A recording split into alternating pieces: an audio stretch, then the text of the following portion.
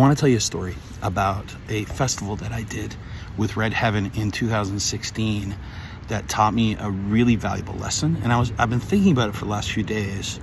And I thought, it's not just a great lesson for music, but it's a great lesson for life. So this festival that we did, it was fairly big, and it was deep in Quebec forest. It was like campfires and like logs that people were sitting on, and it was wild. But they made a beautiful stage, and they treated us great, and the pay was fantastic. It was really a nice experience. But the organizers said something to me that concerned me.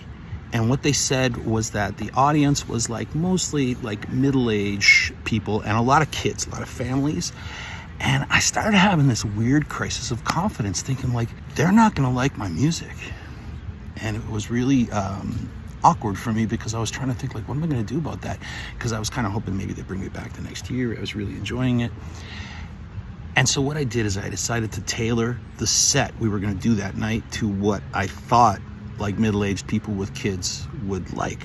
And so, first of all, some of the real heavy stuff I threw away. At the time, I was working on echolocation, so my mindset was in some of the really heavy and weird stuff. If you listen to No Man's Son,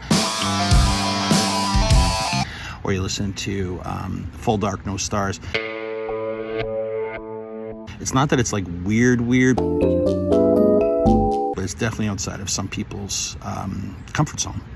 And so I got rid of a bunch of the really weird stuff and the heavy stuff, and I sort of tamped down the other stuff as best I could. Some stuff you just can't. You can't play Light My Way in a way which is mellow, right? But I did my best. And then I filled the empty space in the set with acoustic songs and cover songs, right? Songs that I thought they might like this, We played the set. What a miscalculation on my part. Huge. Because when we played those songs that I had chosen specifically for that crowd, those cover songs, which were not my songs, it was those a medical TV show. You ever see when the heart meter goes me, and you're that patient is dead? Well, that's how that felt performing for that audience, because I did all those songs that I was sure would be in their wheelhouse. They did not care.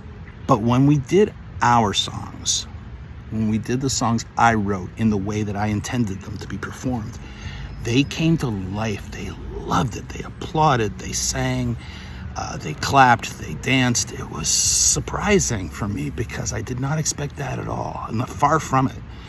But there it was.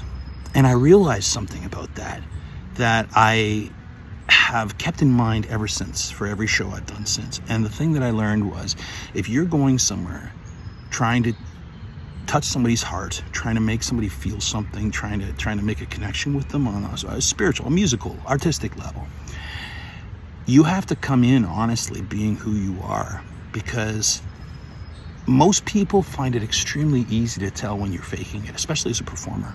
And you might get a little rise, a little bit of that polite golf clap, but not a lot more. If you come in honest, being who you are and presenting yourself, whether it's weird, whether it's loud, whether it's awkward, whether it's unpolished or whatever, people will click with that much more easily, and it will attract them to you. And I realized it's not about style. It's not about heavy or light or weird or not weird or whatever. It was about me just being sincere and playing music that was really from my heart. Once I did that, everything went great.